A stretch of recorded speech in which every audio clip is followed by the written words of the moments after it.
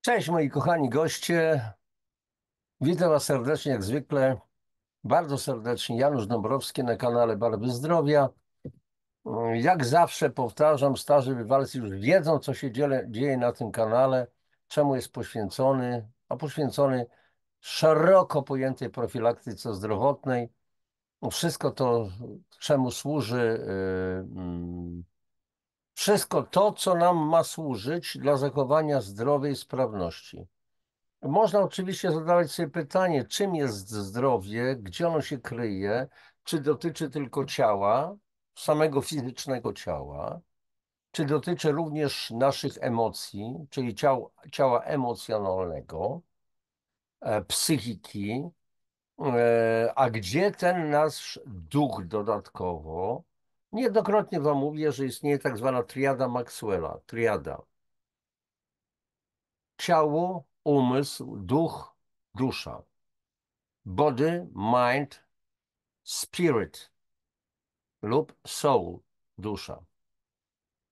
I zgodnie z moim widzeniem świata i widzeniem wielu z Was nas to na pewno i widzeniem tych ludzi, którzy już pojęli w czym rzecz, właśnie tymi trzema sferami trzeba się zająć, bo one są nieodłączne. Ciało to jest nasz tylko kosmiczny skafanderek, w to ciało, w które żeśmy się wcielili, jako istoty, które zdecydowały się wejść na ten świat. Przepiękny, tak prawdę mówiąc, ale Ziemia podobno jest bardzo trudną planetą. Nie pamiętam, gdzie byłem w poprzednich wcieleniach. Oczywiście teraz można powiedzieć jakiś foliarz, wariat, jakie wcielenia, a zwłaszcza w przypadku ludzi, którzy no, mają takie, że tak powiem, zdecydowanie jednostronne widzenie świata i naszego życia. Żyje się raz, umiera się, później sąd i tak dalej, i tak dalej. No powiedzmy, szanuję ich zdanie, lecz mam zdanie zupełnie odmienne, ale to już mniejsza z tym. I ten nasz kosmiczny skafanderek trzeba zaopatrywać. Wiele razy mówimy o tym, że żyjemy w czasach, gdzie występuje wybitne dwa syndromy. Bardzo mocne syndromy. Syndrom nadmiarów i syndrom niedoborów. Syndrom nadmiarów, czyli wszelkich toksyn w produktach przede wszystkim do jedzenia. To są konserwanty, barwniki, polepszacze, spulchniacze, pestycydy, mikronanoplastik, radionuklidy, dodatki wszelkie do żywności i tak dalej, które mają coś zrobić. Ale dla kogo coś dobrego zrobić? Dla przemysłu spożywczego czy farmaceutycznego, czy dla nas? Żeby proces był łatwiejszy technologiczny, żeby dłużej produkty się przechowywały, nie pleśniały, nie psuły się na półkach sklepowych. No to dlatego mamy dzisiaj jabłka spryskane woskami samochodowymi, takie wiecie, aż lepiące się niejednokrotnie, trudno z tego zmyć. Kiedyś jabłko jadło się całe prosto do buzi razem ze skórką. Dzisiaj ze skórką się nie da tego zmyć. Można dosłownie drugim grzbietem ewentualnie noża, nie tą ostrą częścią, ale drugą stroną ten wosk dosłownie zbierać, ale się nie pozbiera wszystkiego. Mamy masę pestycydów zawartych i konserwantów już wewnątrz tej żywności, przepraszam, w tych produktach, żeby właśnie się nie psuły. To jest syndrom nadmiarów. Syndrom braków z kolei, brakuje witamin, brakuje minerałów, brakuje polifenoli, brakuje błonnika, brakuje dobrych źródeł pożywienia dla naszych bakterii, dobrych bakterii, tak zwanych dwudzielnych, probiotycznych. One stanowią podstawę naszego zdrowia, dlatego że to jelito decyduje o naszym zdrowiu. To jelito to jest 80% mocy układu odpornościowego. W jelicie między innymi są tak zwane kępki Peyera, które wytwarzają limfocyty i tak dalej, i tak dalej. Więc to można byłoby, kochani, rozszerzać. A więc mamy syndrom braku. Brakuje witamin, brakuje minerałów. I brakuje nam wszystkim między innymi witaminy C. Jaka ona powinna być? Dawniej tę witaminę C w bardzo prosty sposób żeśmy się pozyskiwali, bo były warzywa, owoce. Yy, Może gorszej wizualnie jakości, ale to było coś zdrowego, bo nawet jabłko, jeżeli toczył robak, no to znaczy, że robak wiedział, co wybiera, a dzisiaj robaki nie mają zakaz wstępu do jabłka, czy w ogóle do owoców, czy do warzyw, żeby. No ja mam ogród, mam folię, sam zbudowałem taką solidną folię wysoką, żeby produkować jeszcze swoje własne sadzonki. I teraz przez 2 lata próbowałem uprawiać kapustę, no kilkanaście ewentualnie główek. No nie za bardzo się udało, bo to trzeba czas, zabawa, chronić przed szkodnikami naturalnymi, jakimiś preparatami nieszkodliwymi.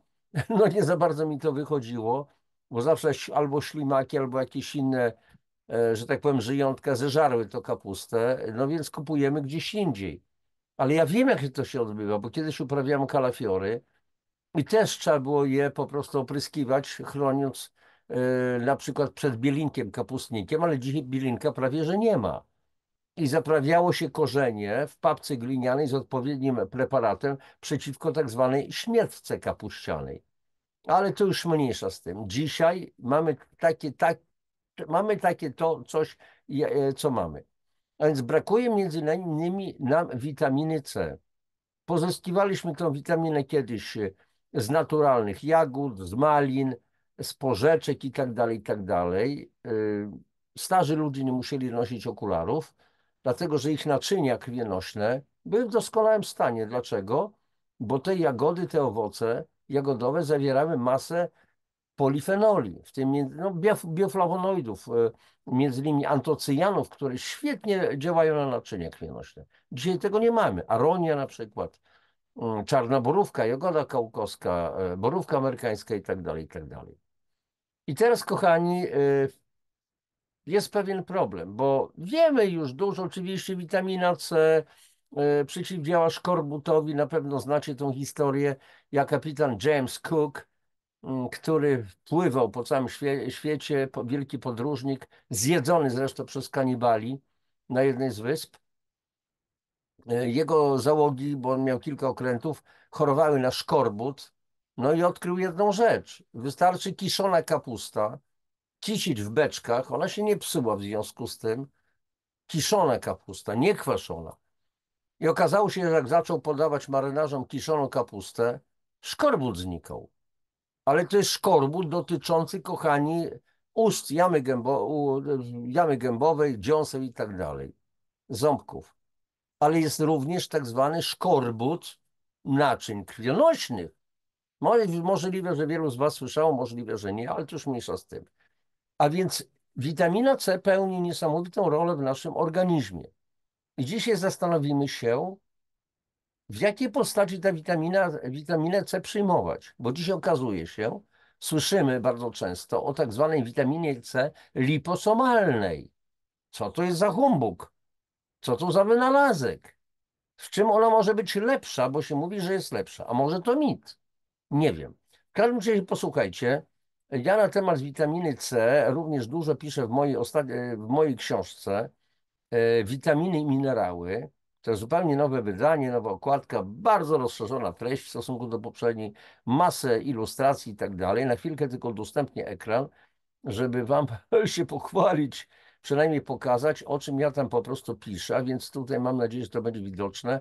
Więc akurat rozdział na temat witaminy C, którą odkryli w 1930 roku dwaj węgierscy naukowcy, Silva i St. Georgi, późniejszy noblista. Okazało się, że w około 70% występuje ona w roślinach w postaci kwasu askorbinowego, formy najbardziej odpornej na utlenianie i tak dalej, ale cóż mniejsza z tym. W każdym razie jest tego tekstu sporo. Piszę w tej książce między innymi o panu Linusie Paulingu, nobliście. Piszę o panu Cameronie, którzy bardzo polecali witaminę C. Na przykład w ostatnich latach rola witaminy C w leczeniu nowotworów zyskała na znaczeniu ze względu na jej wpływ na regulację epigenetyczną.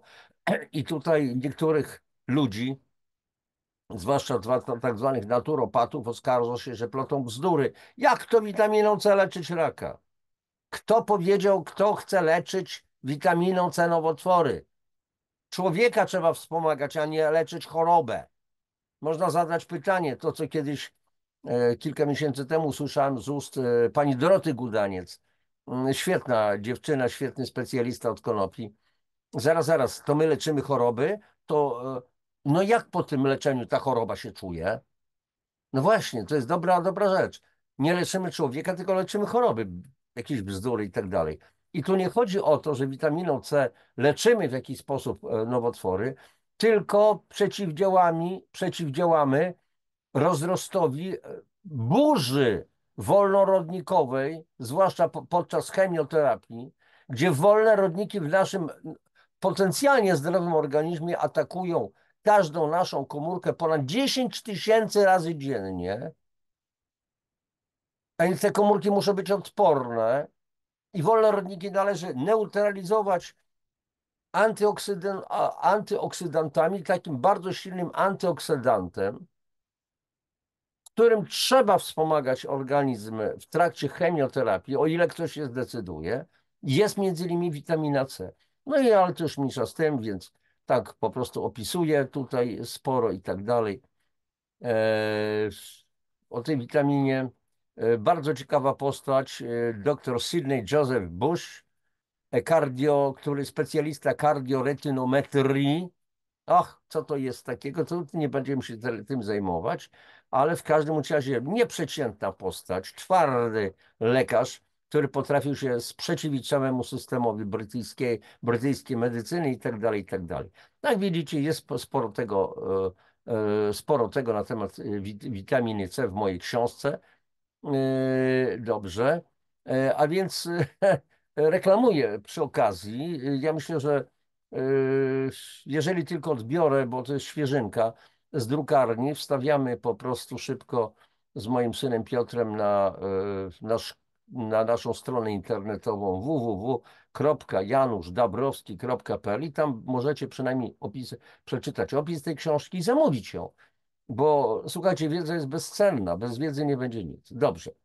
Ale wracamy do tej, słuchajcie, witaminy liposomalnej, więc znowu udostępniam po prostu ekran i tak dalej, i tak dalej. Zaraz zobaczymy, co tu będziemy mieli.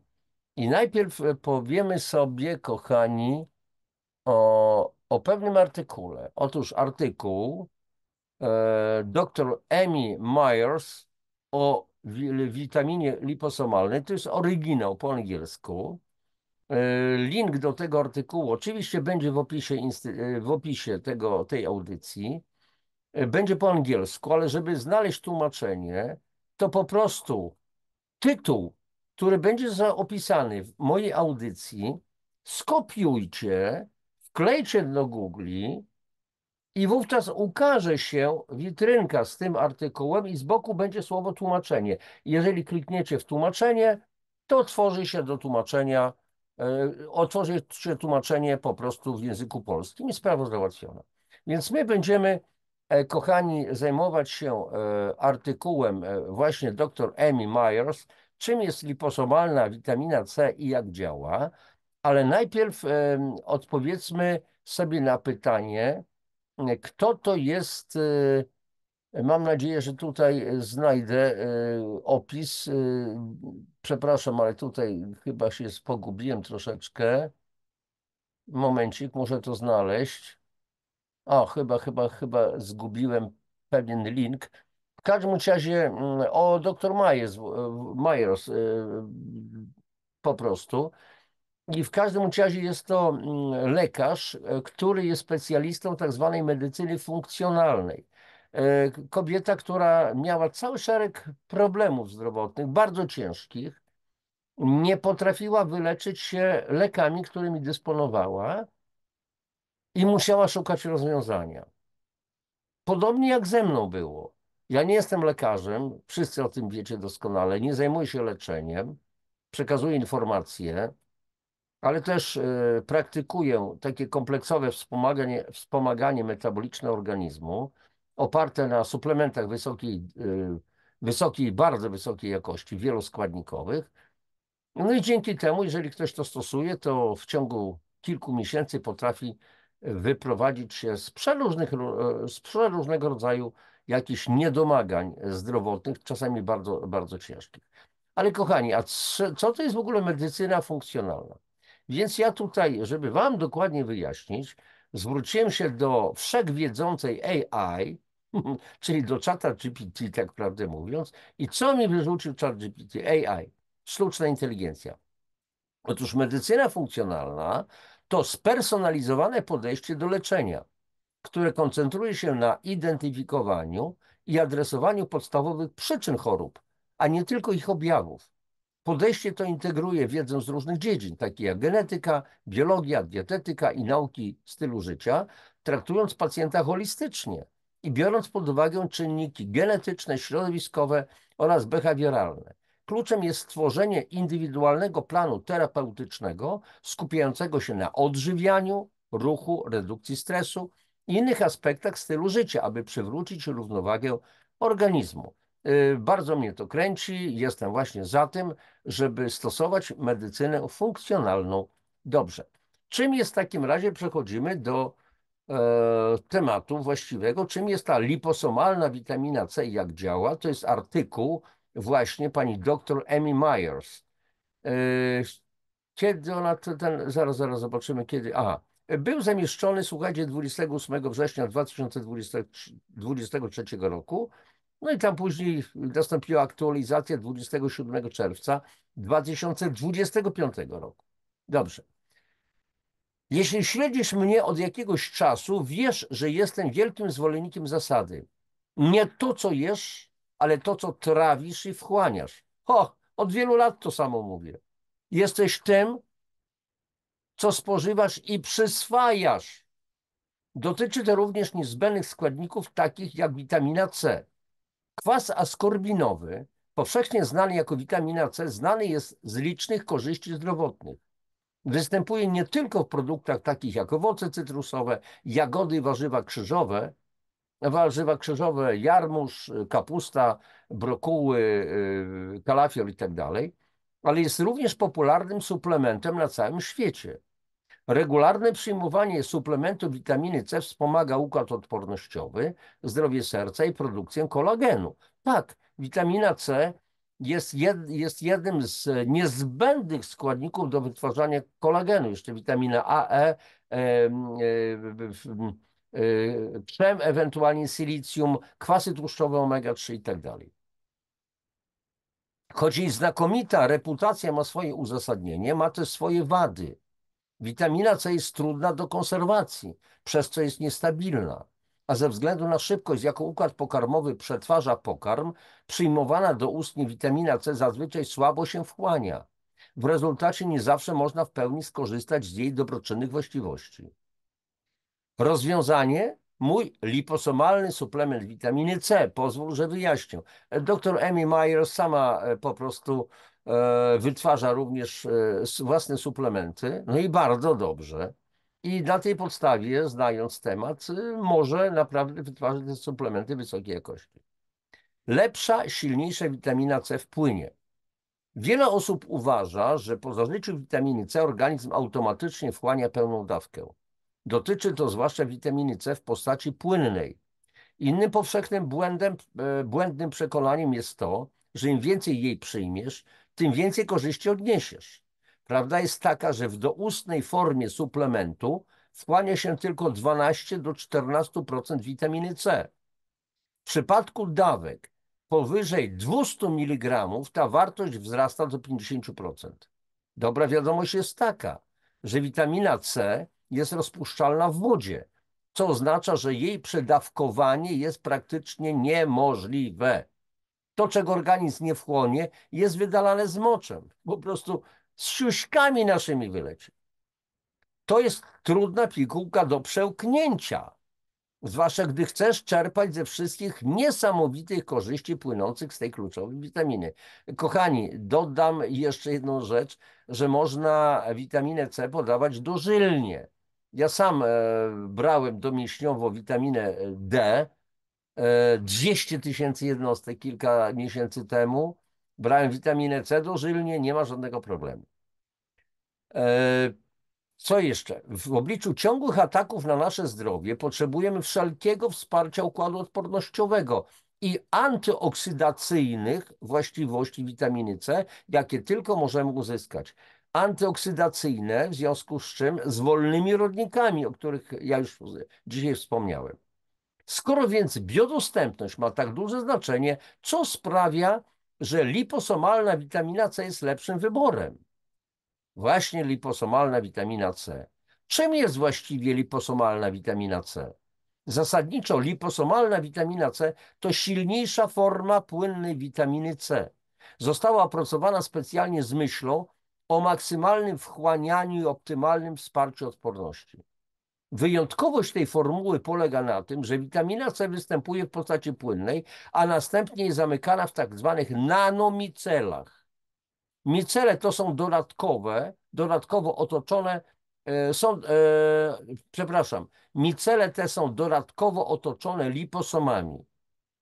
Liposomy chronią maleńkie micele, bo na przykład witaminy tłuszczowe A, D, E, K często są micelizowane, oczywiście to jest dość skomplikowany proces, czyli te witaminy tłuszczowe, kuleczki tłuszczu są rozbijane na mikrocząsteczki i je można wówczas zamknąć po prostu w takich właśnie w liposomach i wyobraźcie sobie rosół, gotujecie rosół i na powierzchni tego rosołu zbierają się duże oka tłuszczu. Jeżeli pomieszacie to wszystko, to ten tłuszcz rozbije się na mniejsze kuleczki. Ale za chwileczkę, jeżeli przestaniecie to wszystko mieszać, ten rosołek, to znowu te kuleczki zaczną się łączyć. A więc wyobraźmy sobie, że taka duża masa, taka duża, potężna cząstka, której nie możemy wchłonąć, możemy ją rozbić na te micele, czyli będzie witamina, ten tłuszcz micelizowany na bardzo drobne cząstki i się znacznie łatwiej po prostu wchłania. I teraz dalej. Liposomy chronią maleńkie micele witaminy C przed niekorzystnym środowiskiem i barierami absorpcji, wchłaniania występującymi w ludzkim jelicie. Aby lepiej zrozumieć, w jaki sposób struktura liposomalnej witaminy C zwiększa jej wchłanianie, przyjrzyjmy się bliżej temu, czym jest liposom. Definicja liposomu. Liposomy witamina C tworzą zgrany duet. Liposom to maleńki pęcherzyk wypełniony płynem, inaczej zwany pęcherzykiem, zbudowany z tego samego materiału co błona komórkowa. Różne płyny, takie jak leki stosowane w leczeniu wielu chorób, są transportowane po organizmie za pomocą liposomalnych nośników. Wyobraź sobie, że twoje ciało to autostrada, a witamina C to podróżnik. Liposom decyduje o tym, czy podróżujesz bezpiecznie samochodem, czy chodzisz boso po ruchliwej autostradzie.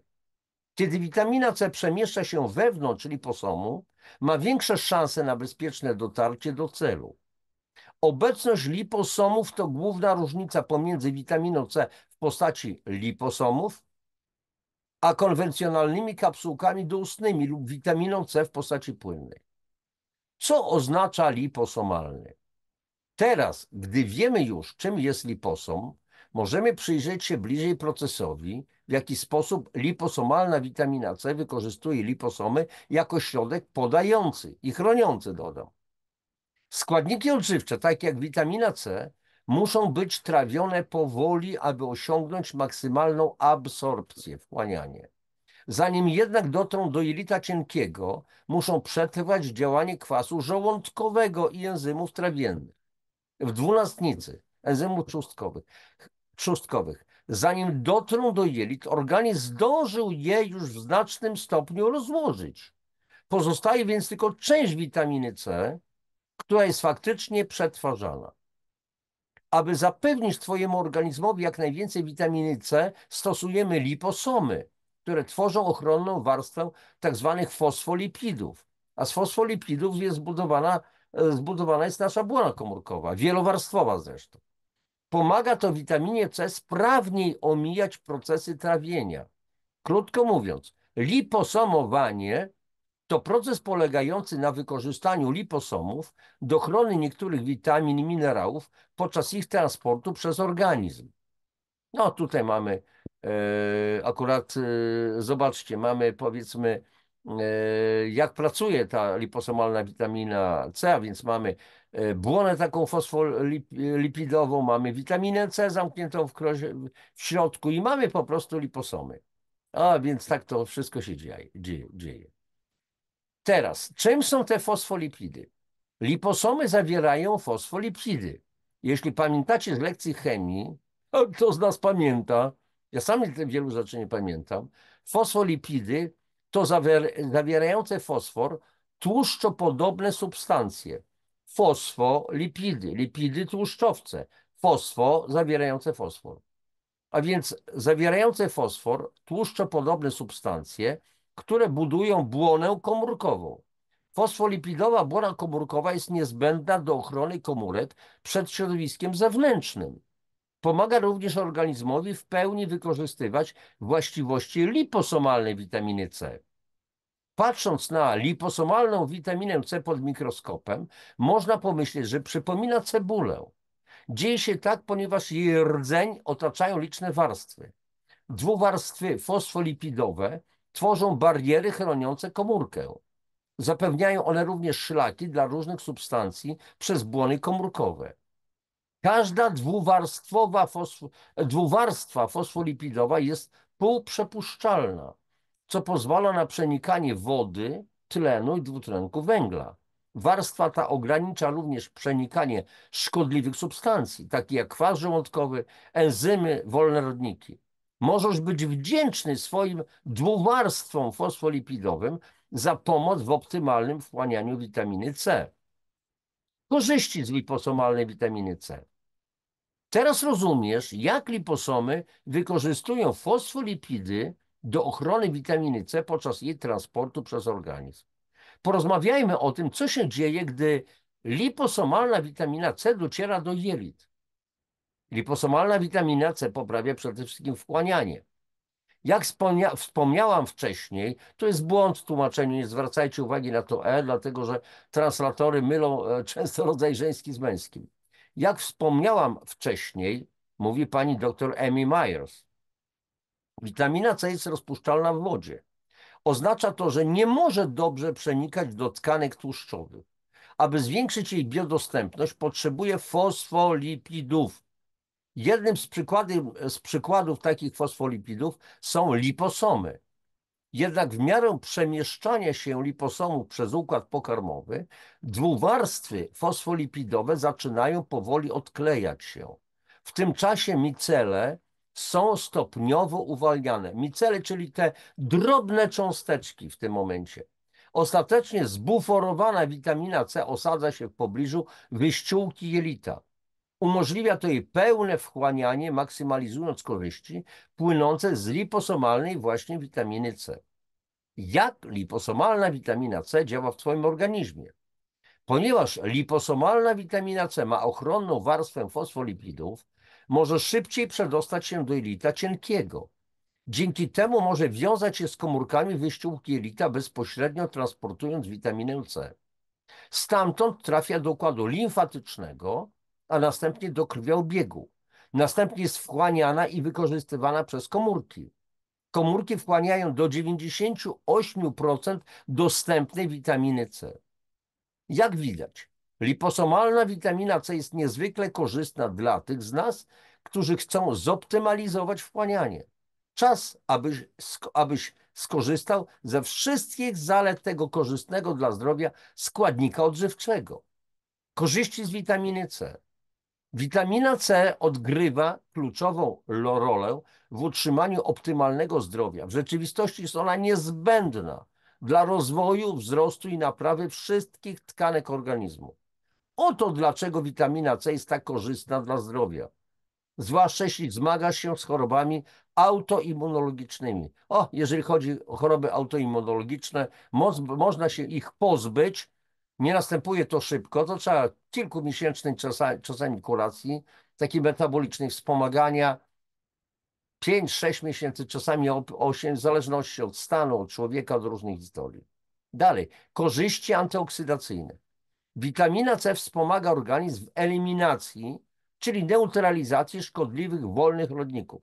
Wolne rodniki to są toksyczne substancje chemiczne i zanieczyszczenia, które mogą prowadzić do poważnych problemów zdrowotnych.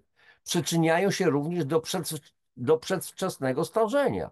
Tak, wolne rodniki atakują każdą naszą komórkę 10 000 razy dziennie.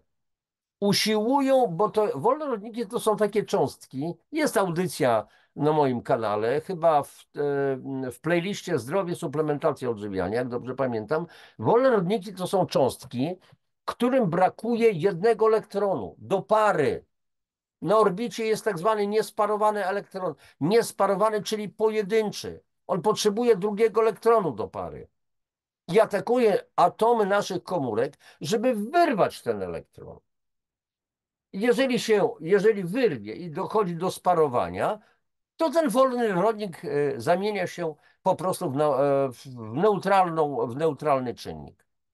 Więc są witaminy, na przykład witamina A, E, C, dla przykładu, ale też koenzym Q10, Q10 i wiele innych substancji, które chronią nasze komórki, które jakby poświęcają się dla nas, czyli te witaminy oddają swoje elektrony dla wolnych rodników i po prostu je neutralizują.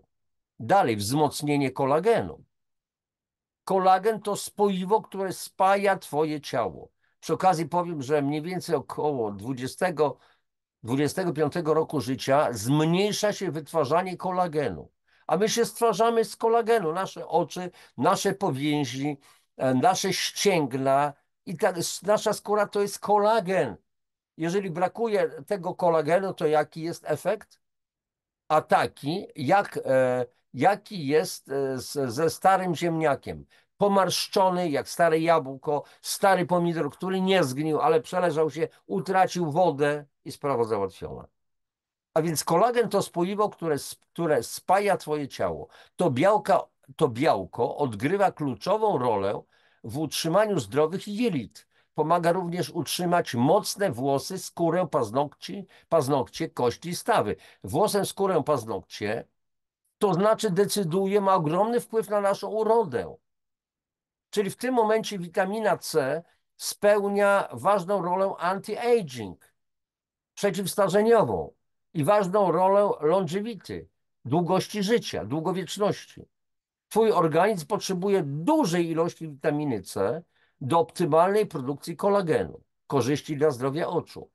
Witamina C wspomaga organizm w walce z wyrodnieniem plamki żółtej, która jest główną przyczyną utraty wzroku. Ponadto liposomalna witamina C pomaga organizmowi wchłaniać żelazo. Tak, bez witaminy C zapomnimy o wchłanianiu żelaza. Wspomaga gojenie się ran i pomaga w utrzymaniu zdrowych chrząstek kości i zębów. Kiedy poziom stresu osiąga rekordowo wysoki poziom, nasz organizm może szybko się wyczerpać. Kluczowe jest, aby móc skutecznie wchłaniać witaminy i minerały, które spożywamy. Dlatego stworzyłam mój autorski suplement liposomalnej witaminy C. Ten silny suplement pomaga zmaksymalizować wchłanianie witaminy C, aby lepiej wspierać układ odpornościowy. Reklamuję w ciemno suplementy dr Amy Myers. Ja mam swoje, mam firmę, z której wieloskładnikowe suplementy po prostu biorę, naturalne, rewelacyjne, żele alesowe, kolostrum, reishi, czystek i wiele, wiele innych. Minerały, rewelacyjne minerały. Liposomalna witamina C dla lepszego wchłaniania. Maksymalne wchłanianie witaminy C wspomaga zdrową odpowiedź immunologiczną. Jej wysoki profil antyoksydacyjny, czyli skuteczny w zwalczaniu wolnych rodników, wspiera wszystkie aspekty zdrowia serca, a także zapobiega uszkodzeniom oksydacyjnym, czyli utleniania komórek. A jakby tego było mało, ma ona moc stymulowania produkcji kolagenu. To oznacza lepszą skórę, włosy, paznokcie i zdrowie jelit. Stosując, no pani dr Amy Myers reklamuje i całkiem słusznie, stosując naszą wysokiej jakości płynną formułę witaminy C, nie musisz martwić się o przyjmowanie wielu kapsułek, aby osiągnąć optymalną dawkę. Jako matka wiem, jak trudno jest przekonać dzieci do przyjmowania witamin. Mój liposomalny suplement witaminy C ma cytrusowy smak, który pokochasz. ty i twoja rodzina. Wystarczy 1 łyżka stołowa dziennie, aby w pełni korzystać z dobrodziejstw witaminy C. Często zadawane pytania na ten temat. Kto może odnieść korzyści ze stosowania liposomalnej witaminy C? Ponieważ wykazano, że suplementacja witaminą C, szczególnie w postaci liposomów, wspomaga naturalny poziom witaminy C we krwi, praktycznie każda osoba żyjąca we współczesnym świecie prawdopodobnie potrzebuje pomocy. Tak jak każdy potrzebuje pomocy, kochani, przy odkwaszaniu. Mój konik oczywiście, ale konik z tego względu, że to jest absolutna potrzeba.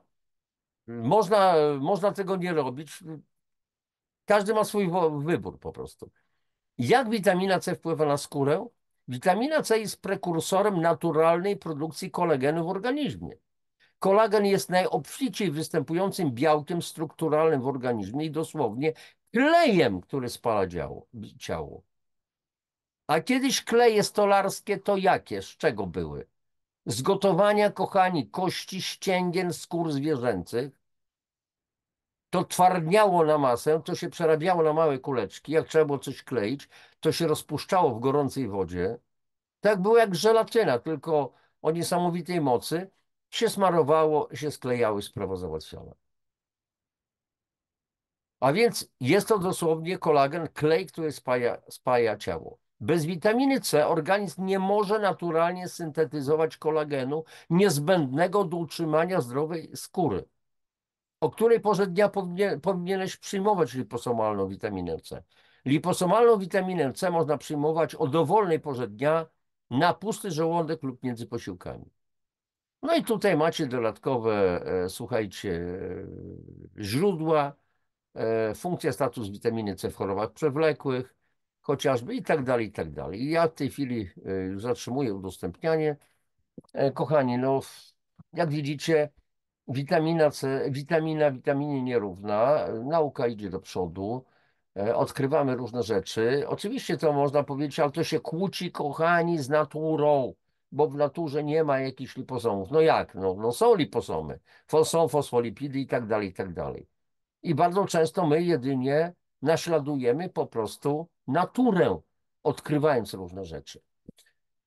Dobrze, koniec na dzisiaj, bo ja się troszeczkę naczytałem.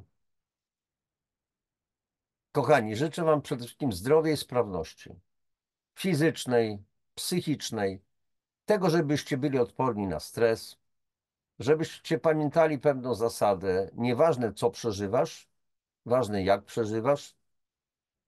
I ja, jako emocjonista, to wielki emocjonista, wiem coś na ten temat, że jest to trudne czasami takie przełożenie, takie, a dobra, wycisz się, uspokój się, kiedy ktoś nas po prostu zwyczajnie wkurzy. Nie oznacza to, że od razu ręce pójdą do przodu, uchowaj Boże. Nie, ale po prostu to jest źródło też stresu. Więc no, trzeba, że tak powiem, nieraz cofnąć się, wyjść ze swojej skóry i stanąć obok i zobaczyć ewentualnie, obejrzeć co, zrobić ogląd tej całej sytuacji. No dobrze, ale to już mniejsza z tym.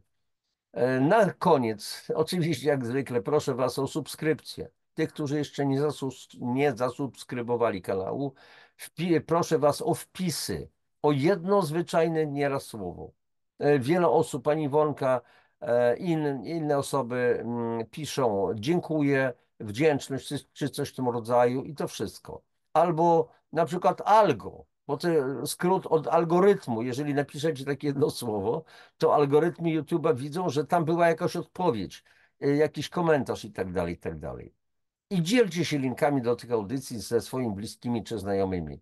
Niech to idzie po prostu do wszechświata, więcej ludzi to będzie oglądało. Cześć, trzymajcie się, najlepszości jeszcze raz dla Was i do następnego spotkania. Papatki.